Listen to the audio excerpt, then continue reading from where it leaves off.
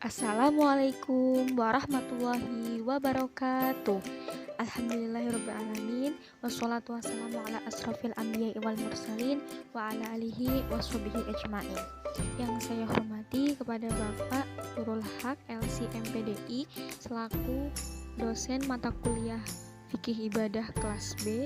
Yang saya hormati teman-teman semuanya.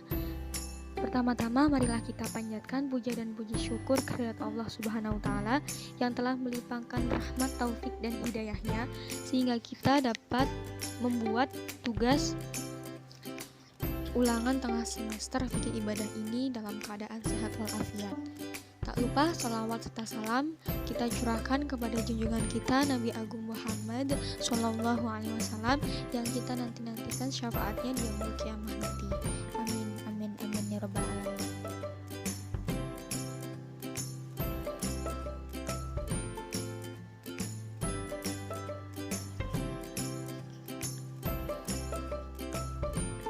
Perkenalkan, nama saya Mei Yuniati, NIM 2619068 dari Fikih Ibadah B. Terima kasih kepada Bapak Haji M. Nurul Haq LC MPDI selaku dosen pengampu. Di sini saya akan memaparkan tentang puasa wajib dan sunnah.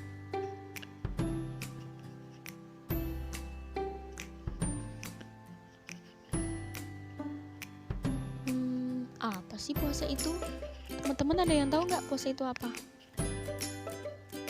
Nggak tahu? Kalau nggak tahu, ayo simak pembahasan berikut ini.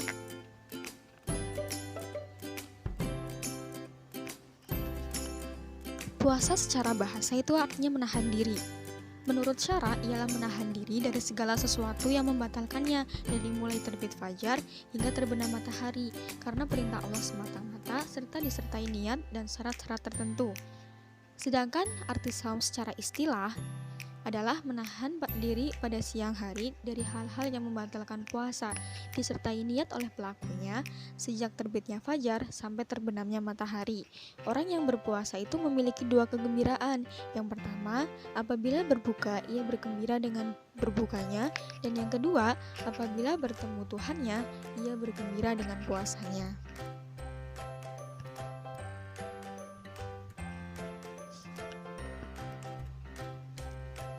Yang selanjutnya adalah dasar hukum diwajibkannya puasa Ramadan. Yang pertama adalah Quran Surat Al-Baqarah ayat 183 sampai 185. A'udzubillahi minasyaitonirrajim. Bismillahirrahmanirrahim. Ya ayyuhalladzina amanu kutiba alaikumusyamu kama kutiba alal ladzina min qablikum la'allakum tattaqun. Yang artinya, wahai orang-orang yang beriman, diwajibkan atas kamu berpuasa sebagaimana diwajibkan atas orang sebelum kamu agar kamu bertakwa. Bismillahirrahmanirrahim.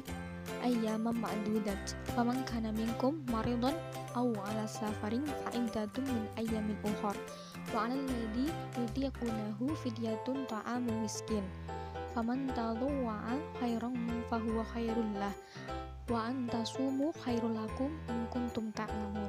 Yang artinya yaitu beberapa hari tertentu, maka barang siapa di antara kamu sakit atau dalam perjalanan lalu tidak berpuasa, maka wajib mengganti sebanyak hari yang dia tidak berpuasa itu pada hari-hari yang lain.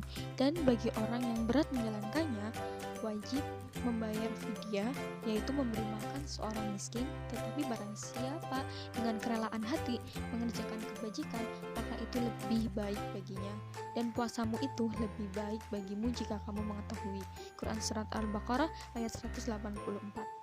Bismillahirrahmanirrahim. Syahrul Ramadan alladzi unzila fihil Qur'anu hudal linnasi wa bayyinatin minal huda wal furqan. Faman syahida minkumus syahra falyasumhu wa man kana maridan aw 'ala safarin fa'iddatun min ayyamin ukhra.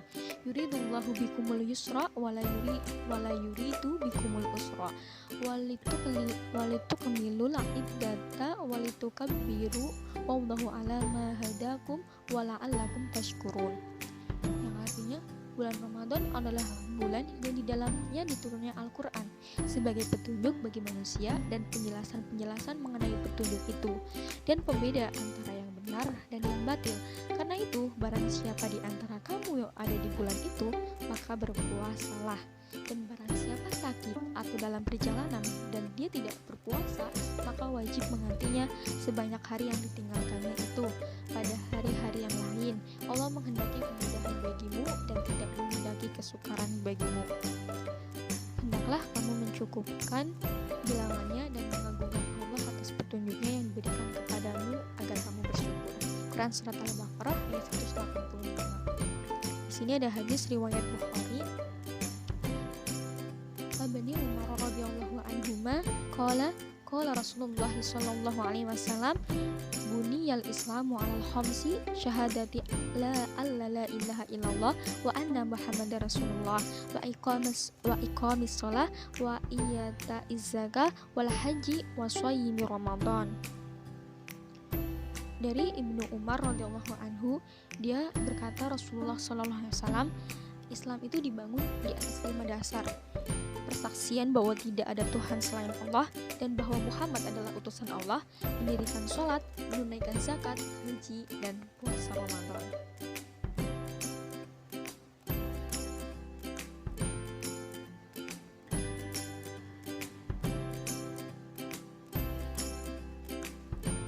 Ya, selanjutnya adalah ijma ulama. Para ulama itu telah bersepakat wajibnya puasa Ramadan. Barang siapa yang mengingkari kewajibannya atau meragukannya, maka dia kafir. Berarti dia telah mendustakan Allah dan Rasulnya. Dalam masalah ini tidak ada uzur kecuali orang yang jahil baru masuk Islam, seperti belum tahu kewajibannya. Sehingga belum tahu kewajibannya, maka dia perlu diajari.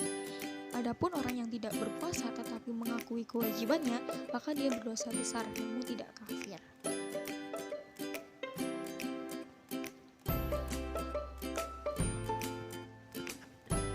Sejarah puasa. Pertama adalah ketika awal Rasulullah SAW masuk Madinah, beliau memerintahkan puasa Asyura dengan cara berbeda dengan orang Yahudi. Dan pada hari Senin tahun kedua Hijriah, pertengahan Sa'ban, turun Quran Surat Al-Baqarah ayat 183 yang mempertegas wajibnya puasa Ramadan. Terus yang ketiga adalah pada awalnya puasa Ramadan itu masih diperbolehkan puasa atau membayar fidyah. Namun pada Ramadan berikutnya, dinas hukum tersebut dan hanya orang sakit, tidak mampu, dan musafir yang diperbolehkan tidak berpuasa.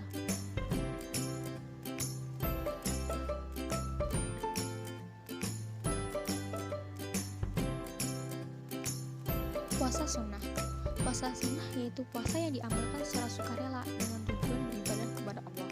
Macam-macam puasa sunnah di sini ada puasa Senin Kamis, puasa 3 hari setiap bulan Hijriah, puasa Daud, puasa di bulan Sa'ban, puasa 6 hari di bulan Syawal, puasa di awal Dzulhijjah, puasa di Asyura, puasa Arafah, dan lain sebagainya.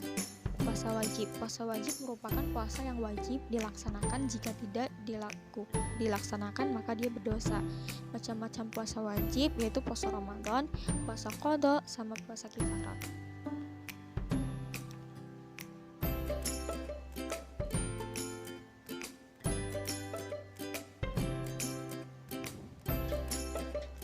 Hikmah dan manfaat puasa. Semua syariat Islam itu menyimpan hikmah-hikmah yang sangat indah. Adapun hikmah dan manfaat puasa adalah sebagai berikut: melatih jiwa untuk taat kepada Allah Subhanahu wa taala, yang kedua menumbuhkan sifat sabar, yang ketiga mensyukuri nikmat Allah, yang keempat solidaritas antara sesama, yang kelima sebab meraih derajat takwa, dan yang keenam sehat dengan puasa.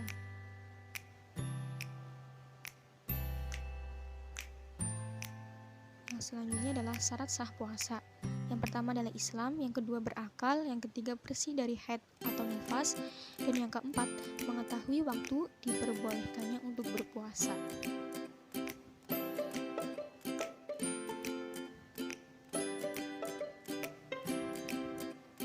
Yang selanjutnya adalah syarat wajib puasa. Yang pertama adalah Islam. Puasa itu tidak wajib bagi orang kafir dalam hukum dunia, namun di akhirat mereka tetap akan diazab karena kekafirannya. Adapun orang murtad, maka wajib baginya mengqadha apabila ia kembali masuk Islam. Yang kedua adalah mukallaf, yaitu balik dan berakal. Anak yang belum balik, maka tidak wajib untuk berpuasa. Namun orang tua wajib memerintahkan putra-putrinya berpuasa sejak kecil, umur 7 tahun, dan memukul sewajarnya jika meninggalkan puasa saat berumur 10 tahun. Yang ketiga, mampu mengerjakan puasa. Yang keempat adalah mukim. Tidak wajib bagi musafir selama ia berpergian sejauh lebih dari 82 km keluar dari batas kotanya sebelum fajar dan menetap di kota tujuan tidak lebih dari 4 hari.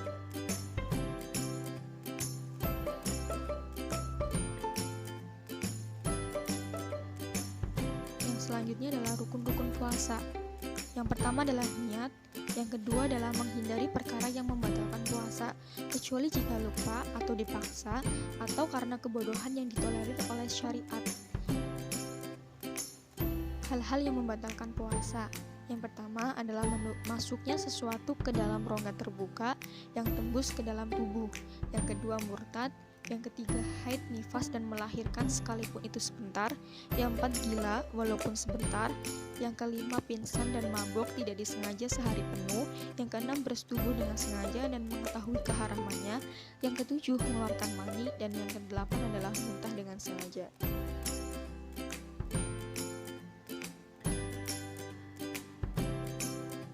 Yang selanjutnya adalah hal-hal yang membatalkan pahala puasa. Yang pertama ghibah atau gosip, yang kedua adu domba, yang ketiga berbohong, yang keempat memandang hal-hal yang haram ataupun halal namun dengan syahwat, yang kelima sumpah palsu, dan yang keenam adalah berkata jorok atau melakukan perbuatan jelek.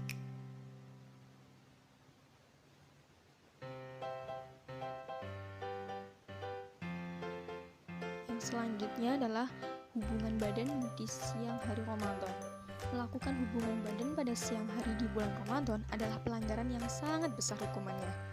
Maka, seseorang yang melanggar hal itu harus berpuasa selama 60 hari berturut-turut tanpa terpisah sama sekali kecuali ada udzur syar'i. Apabila tidak mampu, maka harus memberi makan kepada 60 orang miskin. Kifarat wajib dilakukan berkali-kali bila pelanggaran yang menyebabkannya berkali-kali dilakukan pada hari-hari yang berbeda. Sedang kalau dilakukan pada hari yang sama, maka kifaratnya cukup 1 kali saja. Kemudian apabila seseorang melakukan pelanggaran yang mewajibkannya berkifarat dan langsung dia kifarati, tetapi pada hari itu juga dia melakukan lagi perbuatan yang sama, maka cukuplah baginya 1 kifarat yang telah dia lakukan tadi, sekalipun dia menanggung dosa besar tentunya. Dan Allah jualah yang lebih tahu.